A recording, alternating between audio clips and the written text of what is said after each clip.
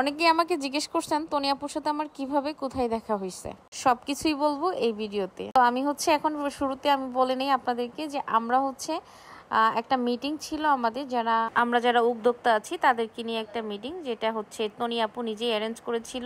And ওইখানে যাই, and meeting শেষ করে আমরা সবাই একসাথে লাঞ্চ করি। অ্যান্ড তনি আপু কিন্তু এখন হচ্ছে খুঁজতেছি কি জানেন, একদম তেল ছাড়া খাবার, কারণ উনি প্রচুর ডায়েট করে, দেখেন কত স্লিম হয়ে গেছে সে, একদমই পুরাই স্লিম হয়ে গেছে। সে নাকি আরও কমাবে। সে আমাকে বলছিল যে এই ভদ্র মহিলা অনেক কষ্ট করে তার ওয়েট কমাইছে, আর বেশি কিছু খাওয়া যাবে না, মানে নিজেকেই নিজে বলতেছিলাম, এই জন্য হাসতেছিলাম। যাই হোক, অনেক ফানি টাইম স্পেন্ড করছি। দেন আমরা হচ্ছে অনেক আড্ডা দিচ্ছি, খুবই ভালো, সবার সাথে মিট করে অনেক বেশি ভালো লাগছে। অ্যান্ড আমাদের সাথে যে যারা ছিল সবাইকে আপনাদেরকে দেখাবো।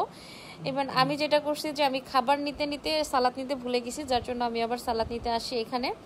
আপনাদেরকে বলে রাখি, যারা হচ্ছে আমার শাড়িটা নিতে চাচ্ছেন তারা স্ক্রিনশট নিয়ে ডিরেক্ট আমার পেজ টিউলিপ শাড়ি অনলাইন শপে চলে যাবেন। অ্যান্ড যারা পেজ থেকে দেখবেন পেজে নক করে দিবেন, আর যারা টিকটক থেকে দেখবেন তারা দেখবেন বায়োতে নাম্বার দেওয়া আছে, অ্যান্ড ওই নাম্বারে হচ্ছে হোয়াটসঅ্যাপ আছে, হোয়াটসঅ্যাপে নক করে ফেলবেন। অ্যান্ড এই আপুটাকে আশা করছি সবাই চিনবেন, শাইন ফ্যাশনের সাদিয়া আপু। অ্যান্ড ওনাদেরও অনেক বড় একটা পেজ। আমার মনে হয় এখানে আমি সবচেয়ে ছোট বিজনেসম্যান অ্যান্ড সবার ছোট উদ্যোক্তা।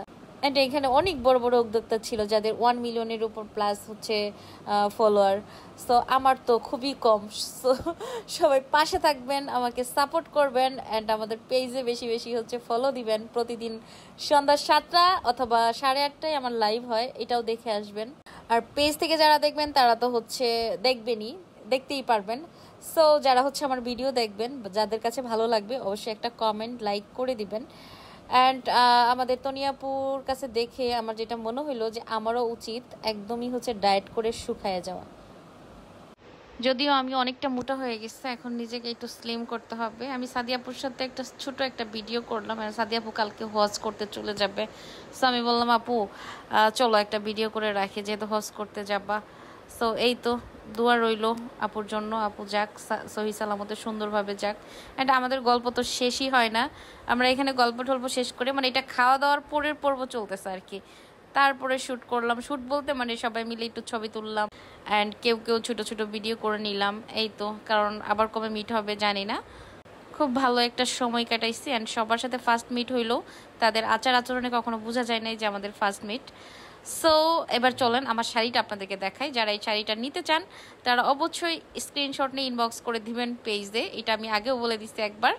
অ্যান্ড যারা টিকটক থেকে দেখবেন, আমার হোয়াটসঅ্যাপ নাম্বার বায়োতে দেওয়া আছে, দেখবেন। অ্যান্ড যারা, আর এটা কিন্তু রেডি শাড়ি না, আমি যেহেতু রেডি শাড়ি সবচেয়ে বেশি সেল করি, অনেক আপুরা ভুল বুঝতে পারে যে এটা হয়তো রেডি শাড়ি। এটা রেডি শাড়ি না, এটা পুরোটাই হচ্ছে আনরেডি, মানে খোলা শাড়ি আর কি।